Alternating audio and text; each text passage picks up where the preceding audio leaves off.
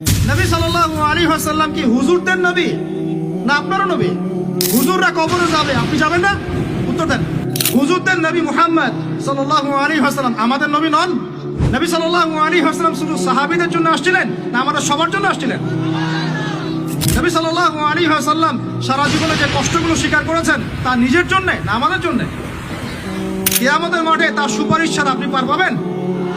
তাহলে আপনাকে সুন্নত কেন শেখাতে হবে? তাহলে আপনার মধ্যে তার সুন্নত থাকবে না কেন?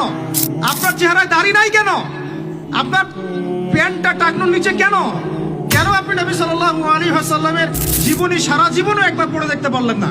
নবী সাল্লাল্লাহু আলাইহি ওয়াসাল্লাম 23 বছর আপনার আমার জন্য কষ্ট করেছেন, মানুষের মার খেয়েছেন, গাল খেয়েছেন, তাকে 15 বার হত্যা করার চেষ্টা করা হয়েছে, তাকে দেশ থেকে বের করে দেওয়া হয়েছে, গলায় দড়ি পেঁচিয়ে টান দেওয়া হয়েছে, পিঠের মধ্যে উঠে নাড়ি ভুড়ি চাপানো হয়েছে, দাঁত খুশি করে দাঁত ফেলে দেওয়া হয়েছে, মাথা ফাটিয়ে দেওয়া হয়েছে, পা ভেঙে দেওয়া হয়েছে। তাদের জন্য, তার জন্য। তা আপনি আমি কেন তার জীবনী পড়ে দেখলাম না কখনো? কেন আপনার চেহারায় দাড়ি থাকবে না, আমার চেহারা দাড়ি থাকবে না? কেন আমাদের প্যান্ট টাকনুর নিচে উপরে থাকবে না? কেন আমাদের কথাবার্তা, চাল চলন, খাওয়া দাওয়া, ইস্তেঞ্জা করা, নামাজ পড়া, প্রতিটা অ্যাক্টিভিটি সুন্নাহ মাফিক কেন হবে না? এটা আপনাকে হুজুরকে শেখাতে হবে কেন? এটা তো আপনার দায়িত্ব শেখা, নিজের দায়িত্ব। আল্লাহর রাস্তায় বের হতে আপনাকে বলতে হবে কেন? নিজের তাগাদা থেকে আপনি বের হবেন। হুজুররা কবরে যাবে, আপনি যাবেন না? উত্তর দেন। হুজুররা, তোমরা উত্তর দাও ছেলেরা, ইয়াং জেনারেশন তোমরা যারা আছো, হুজুররা কবরে যাবে, আমরা যাব না? হুজুরদের নবী মুহাম্মদ সাল্লাল্লাহু আলাইহি ওয়াসাল্লাম আমাদের নবী নন? নবী সাল্লাল্লাহু আলাইহি ওয়াসাল্লাম শুধু সাহাবীদের জন্য আসছিলেন না আমাদের সবার জন্য আসছিলেন? নবী সাল্লাল্লাহু আলাইহি ওয়াসাল্লাম সারা জীবনে যে কষ্টগুলো স্বীকার করেছেন তা নিজের জন্য না আমাদের জন্য? কিয়ামতের মাঠে তার সুপারিশ ছাড়া আপনি পার পাবেন? তাহলে আপনাকে সুন্নত কেন শেখাতে হবে? কেন আপনাকে মেসি নেইমারের হিস্ট্রি পড়াতে হয় না? আপনি তো নিজেই জানেন। কেন আপনাকে এই নায়িকাদের হিস্ট্রি পড়াতে হয় না? আপনি নিজেই জানেন, খোঁজ খবর নেন। কিন্তু মুহাম্মদ সাল্লাল্লাহু আলাইহি ওয়াসাল্লাম সম্পর্কে এত গাফেল কেন? সুন্নত না জানলে বেদাত চিনবেন কিভাবে? সুন্নত চিনলে পরে তো বেদাত চেনা যাবে যে এগুলো সুন্নত, এগুলোর বাইরের গুলো বেদাত। তখন তো বেদাতের আলাদা করে সংজ্ঞা আপনাকে শেখাতেই হয় না। মুসলিম পরিবারে জন্ম নিয়েও তাওহীদ চিনতে পারছি না, শিরকের মধ্যে লিপ্ত আছে। সুন্নত চিনতে পারছি না, বেদাতে লিপ্ত আছে। নামাজ, সুবহানাল্লাহ, মুসলিম পরিবারে জন্মগ্রহণ করে নামাজ পড়েন না কেন? নামাজ কি হুজুরদের উপর ফরজ? বলেন। আপনার বয়স কি 10 বছরের নিচে? তাহলে আপনি নামাজ পড়েন না কেন?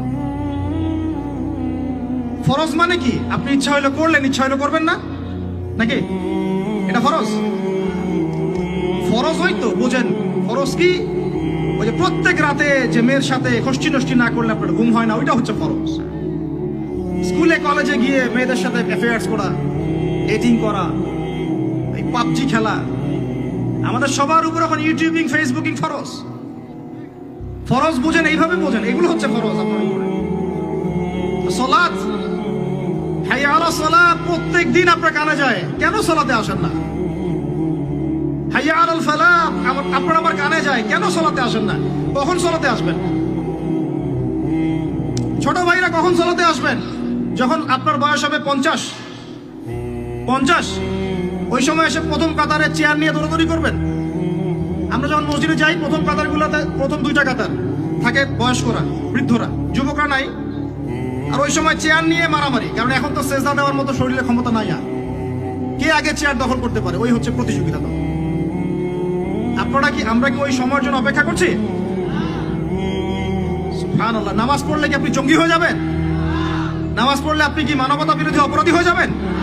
এই ফাইজলামি মার্কে কথাবার্তা যারা বলবে, সমাজ থেকে বয়কট করে দিবেন,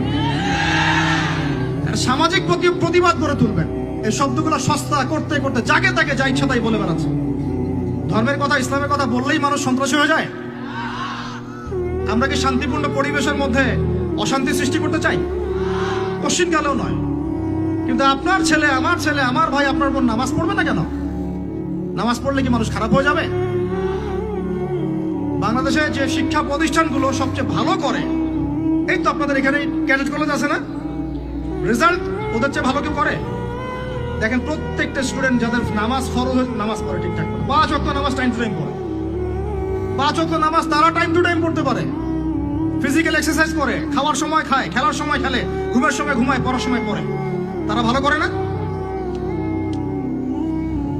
ভাই মুসলিম পরিবারে জন্ম নিয়েও নামাজ পড়ি না। আরো বড় কথা তো বলতে বাকি আছে এখন। মুসলিম পরিবারে জন্ম নিয়েও হালাল খায় না, বেশিরভাগই হারামের সাথে থাকে। আমাদের সমাজের ম্যাক্সিমাম সুদখোর এখন, ম্যাক্সিমাম। সুদ কি আমার কাছে শোনেন, সুদ বাকিদের কথা বাদ দেন, আমার কাছে শোনেন সুদ কি জিনিস। সুদ ইজ ইকুয়াল টু নিজের মায়ের সাথে সেক্স করা। আমার কাছে শোনেন সুদ কাকে বলে। সুদ ইজ ইকুয়াল টু আল্লাহর সাথে যুদ্ধ করা। সুদ সমান সমান রাসূল মুহাম্মদ সাল্লাল্লাহু আলাইহি ওয়াসাল্লামের বিরুদ্ধে অস্ত্র ধরা। সুদ সমান সমান নিজের মাকে বিয়ে করা। সুদ সমান সমান 36 বার জেনা করা, তাও 1 দিরহাম সুদ, 1 দিরহাম সুদ। কোথায় আছে এগুলা? আমি কি আসমান থেকে কথাগুলো বললাম? সহিহ বুখারীর হাদিসে নবী সাল্লাল্লাহু আলাইহি ওয়াসাল্লাম বলেছেন সুদের পাপের 70টা শাখা আছে। কয়টা ভাই? আরেকটা হাদিস পেয়েছিলাম, সেখানে আছে 73টা শাখা। কয়টা? যার সবচেয়ে নিচের শাখাটার নাম হলো নিজের মাকে বিয়ে করা। আমরা প্রত্যেকেই মায়ের সাথে জেনা করি যারা সুদ খাই। আমাদের মধ্যে যারা সুদ খাই প্রত্যেকেই তার মায়ের সাথে রাত কাটায়। আর কিভাবে বললে কথাগুলো কানে যাবে, কলবে আঘাত করবে আমার জানা নাই। আমরা এটা শুধু খাই না, এটা ফরজ হয়ে গেছে এখন। কারণ এই বিশ্ব ব্যবস্থা পরিচালিত হচ্ছে ইহুদিদের হাত দিয়ে, এই বিশ্ব ব্যবস্থা পরিচালিত হচ্ছে খ্রিস্টানদের হাতে।